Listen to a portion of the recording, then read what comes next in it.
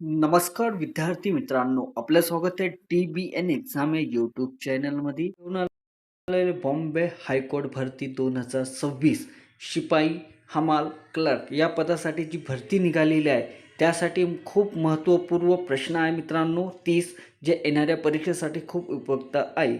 चला मग आपण स्टार्ट करूया. पहिला प्रश्न आहे, भीमा नदीचा उगम कोठे होतो? तर ऑप्शन आहे महाबळेश्वर, भीमाशंकर, त्र्यंबकेश्वर, सातारा. तर या प्रश्नाचे करेक्ट उत्तर ऑप्शन बी, भीमाशंकर येथे भीमा नदीचा उगम होत असतो. त्यामुळे या प्रश्नाचे करेक्ट उत्तर ऑप्शन बी, भीमाशंकर. प्रश्न क्रमांक 2 आहे, महानदीचा उगम कोणत्या राज्यात होतो? महानदीचा उगम कोणत्या राज्यामध्ये होतो? तर ऑप्शन आहे ओडिसा राज्य, झारखंड राज्य, छत्तीसगड, पश्चिम बंगाल. तर या प्रश्नाचे करेक्ट उत्तर ऑप्शन सी आहे मित्रांनो, छत्तीसगड. महानदीचा उगम हा छत्तीसगड या राज्यामध्ये होत असतो. प्रश्न क्रमांक 3 आहे, कावेरी नदी कोणत्या समुद्रात मिळते? तर ऑप्शन आहे अरबी समुद्र, बंगालचा उपसागर, हिंदी महासागर, लाल समुद्र. तर या प्रश्नाचे करेक्ट उत्तर ऑप्शन बी, बंगालच्या उपसागरामध्ये कावेरी नदी मिसळत असते. त्यामुळे या प्रश्नाचे करेक्ट उत्तर ऑप्शन बी, बंगालचा उपसागर. मित्रांनो, तुम्हाला हा व्हिडिओ आवडत असेल तर नक्की लाईक करायला विसरू नका आणि आतापर्यंत चॅनलला जॉईन झाला नसेल तर सर्वात प्रथम चॅनलला जॉईन करा. तुम्ही लाईक केल्याच्या नंतर मला असे वाटेल की बाबा माझे प्रश्न काहीतरी उपयोगाचे आहे. असेच नवीन नवीन व्हिडिओ मी तुमच्यासाठी बनवत राहीन. फक्त तुम्ही एक लाईक करायला विसरू नका. प्रश्न क्रमांक 4 आहे, भारतातील सर्वाधिक लांब उपनदी कोणती आहे? तर सोना नदी, यमुना नदी, घागरा नदी या गोमती नदी. तर या प्रश्नाचे करेक्ट उत्तर ऑप्शन बी, यमुना नदी. यमुना नदी ही भारतातील सर्वाधिक लांब उपनदी आहे. प्रश्न क्रमांक 5 आहे, पश्चिम वाहिनी नद्याची वैशिष्ट्य कोणती? तर या प्रश्नाचे करेक्ट उत्तर आहे ऑप्शन सी, जलप्रपात जास्त या पश्चिम वाहिनीच्या नदीचे वैशिष्ट्य आहे. प्रश्न क्रमांक 6 आहे, पेरियार नदी कोणत्या शहरासाठी महत्त्वाची आहे? तर या प्रश्नाचे करेक्ट उत्तर ऑप्शन बी, कोची. पेरियार नदी ही कोची या शहरासाठी महत्त्वाची आहे. प्रश्न क्रमांक 7 आहे, लुनी नदीचा उगम कोठे होतो? तर लुनी नदीचा उगम हा अरवली पर्वतामध्ये लुनी नदीचा उगम होत असतो. त्यामुळे या प्रश्नाचे करेक्ट उत्तर ऑप्शन ए, अरवली पर्वत. प्रश्न क्रमांक 8 आहे, गोदावरी नदीला दक्षिणेची गंगा का म्हणतात? तर या प्रश्नाचे करेक्ट उत्तर ऑप्शन बी, उपनद्यामुळे गोदावरी नदीला दक्षिणेची गंगा असे म्हणतात. नेक्स्ट प्रश्न क्रमांक 9 आहे, भारतातील सर्वात जास्त पाणी वहन करणारी नदी कोणती? तर या प्रश्नाचे करेक्ट उत्तर ऑप्शन सी, ब्रह्मपुत्र ही नदी भारतातील सर्वात जास्त पाणी वहन करणारी नदी आहे, ब्रह्मपुत्र. प्रश्न क्रमांक 10 आहे, तुंगभद्रा नदी कोणत्या नदीची उपनदी आहे? तर ऑप्शन आहे कृष्णा नदी, कावेरी नदी, नर्मदा नदी. तर या प्रश्नाचे करेक्ट उत्तर ऑप्शन बी, कृष्णा नदी ही तुंगभद्रा नदीची उपनदी आहे. प्रश्न क्रमांक 11 आहे, लोखंड खनिजाचा मुख्य उपयोग कशासाठी होत असतो? तर पोलाद यासाठी लोखंड खनिजाचा मुख्य उपयोग हा पोलादसाठी होत असतो. प्रश्न क्रमांक 12 आहे, भारतातील बॉक्साईट उत्पादनात आघाडीवर असलेले राज्य कोणते? तर महाराष्ट्र, गुजरात, ओडिसा या झारखंड.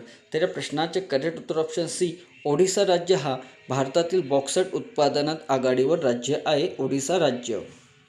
प्रश्न क्रमांक 13, पेट्रोलियम हे कोणत्या प्रकारचे साधन आहे? तर या प्रश्नाचे करेक्ट उत्तर ऑप्शन सी, आण्विकरणीय. पेट्रोलियम ह्या प्रकारचे साधन आहे, आण्विकरणीय. प्रश्न क्रमांक 14, चुनखडी कोणत्या उद्योगाचा कच्चा माल आहे? चुनखडी कोणत्या उद्योगाचा कच्चा माल आहे? तर सिमेंट. तर या प्रश्नाचे करेक्ट उत्तर ऑप्शन बी, सिमेंट. चुनखडी हे सिमेंट उद्योगाचा कच्चा माल आहे. प्रश्न क्रमांक 15 आहे, भारतातील मिक्का उत्पादनासाठी प्रसिद्ध राज्य कोणते? भारतातील मिक्का उत्पादनासाठी प्रसिद्ध राज्य कोणते? तर झारखंड राज्य हे भारतातील मिक्का उत्पादनासाठी प्रसिद्ध राज्य आहे. प्रश्न क्रमांक 16 आहे, युरेनियमचा उपयोग कशासाठी केला जातो? तर अणुऊर्जासाठी युरेनियमचा उपयोग केला जातो. प्रश्न क्रमांक 17, खनिजे कोणत्या प्रकारचे संसाधन आहे? तर मानवनिर्मिती, जैविक, नैसर्गिक या सांस्कृतिक. तर या प्रश्नाचे करेक्ट उत्तर ऑप्शन सी नैसर्गिक. खनिजे हे संसाधन नैसर्गिक प्रकारचे आहे. प्रश्न क्रमांक 18, महाराष्ट्रात कोळसा प्रामुख्याने कुठे आढळत असतो? तर ऑप्शन आहे चंद्रपूर, नाशिक, कोल्हापूर, सातारा. तर या प्रश्नाचे करेक्ट उत्तर ऑप्शन ए चंद्रपूर. चंद्रपूर हा महाराष्ट्रात कोळसाचे प्रामुख्याने आढळत असतो चंद्रपूर जिल्ह्यामध्ये. प्रश्न क्रमांक 19, हिरे भारतात प्रामुख्याने कुठे आढळतात? तर राजस्थान, मध्य प्रदेश, गुजरात, ओडिसा. तर या प्रश्नाचे करेक्ट उत्तर ऑप्शन बी मध्य प्रदेश. मध्य प्रदेशमध्ये हिरे हे भारतामध्ये प्रामुख्याने मध्य प्रदेशमध्ये आढळत असतात. प्रश्न क्रमांक 20, काळे सोने म्हणून कोणते खनिज ओळखले जाते? तर ऑप्शन आहे कोळसा, पेट्रोलियम, मॅग्नेशियम, बॉक्साईट. तर या प्रश्नाचे ऑप्शन आहे बी पेट्रोलियम. काळे सोने हे ओळखले जातात, त्यामुळे या प्रश्नाचे करेक्ट उत्तर ऑप्शन बी पेट्रोलियम. प्रश्न क्रमांक 21, सावित्रीबाई फुले यांचा जन्म कुठे झाला? तर ऑप्शन आहे पुणे, नायगाव, सातारा, पंढरपूर. तर या प्रश्नाचे करेक्ट उत्तर ऑप्शन बी नायगाव. सावित्रीबाई फुले यांचा जन्म नायगाव येथे झालेला आहे. प्रश्न क्रमांक 22, सार्वजनिक सत्यधर्म ग्रंथ कोणी लिहिला? तर ऑप्शन आहे टिळकांनी, गोखलेंनी, महात्मा फुले, आंबेडकरांनी.